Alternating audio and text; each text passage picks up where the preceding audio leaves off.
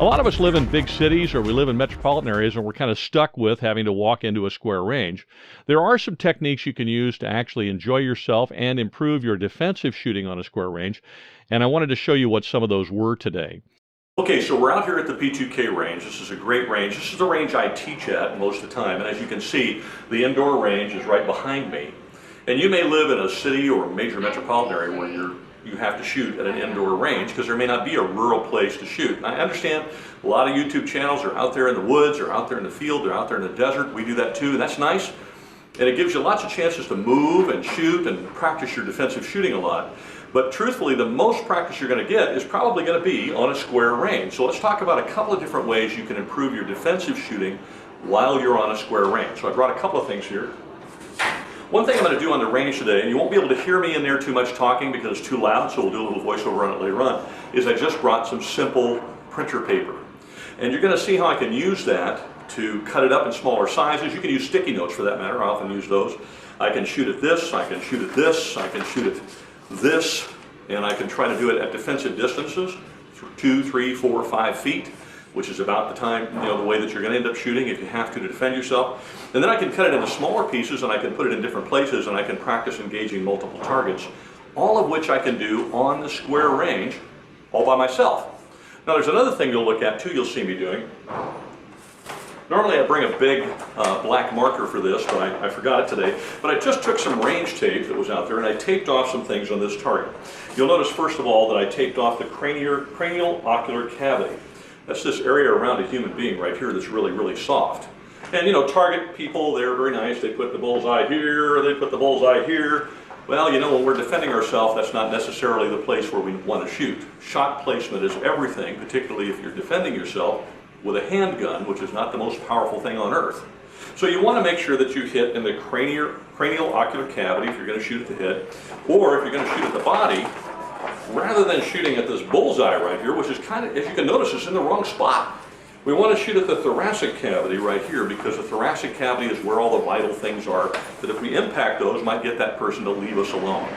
There's two things that I learned from my dad, who was a deputy sheriff for more years than I care to count. One is you can't miss the guy fast enough to get him to leave you alone. You got to hit him. And the other is you got to hit him in the right spot. And sometimes you got to hit him multiple times. So if you practice and just change your targets, all you have to do is get a marker and just know where to mark it. There you go.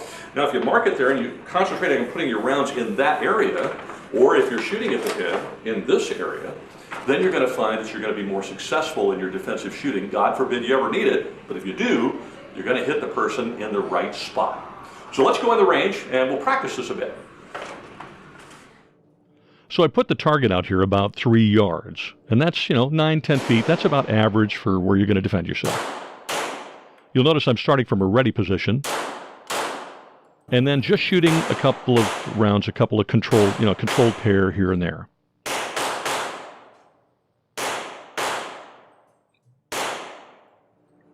That was with a full sheet. Now I've cut the sheet in half, which represents that thoracic cavity.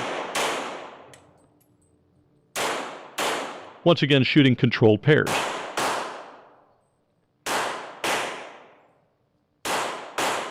And the point is you want to see the front sight every time before you press the trigger. Then I've cut the sheet into a quarter, so this is a quarter size sheet this time. The quarter size sheet represents that cranial ocular cavity. Now I had the extra quarter sheet left over, so I just used all 5 and numbered them.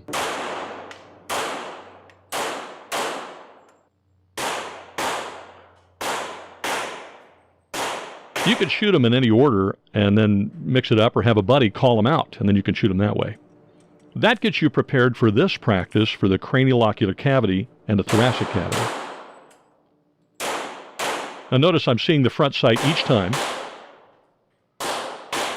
I'm not just doing double taps, I'm doing controlled pairs and then controlled shots to the head.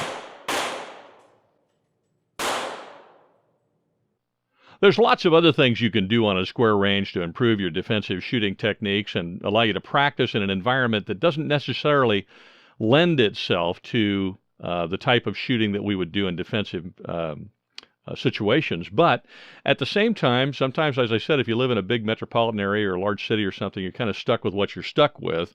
And hopefully these things will help you a little bit in that regard.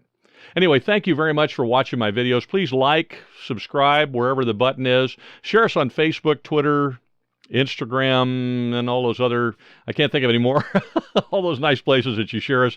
We're trying to do a great job for you, and we hope that you'll continue to watch. The more videos you watch, the more that we can do for you. And thank you very much for the P2K Range. What a great place it is to shoot. It's the largest indoor range in the West Coast, and it's our home range. If you get a chance to come out to P2K, we'd really appreciate it, and we'd look forward to seeing you. Maybe we'll get to shoot with you a little bit. That'd be kind of cool, too. Oh, and by the way, if you haven't joined the National Rifle Association and you're not a member and you love guns and you like watching gun videos and so on, you need to be. You can go right down in the description on the video and you can join the NRA for less than it costs you to buy one box of ammunition, and you can add your voice to theirs. Thanks again for watching.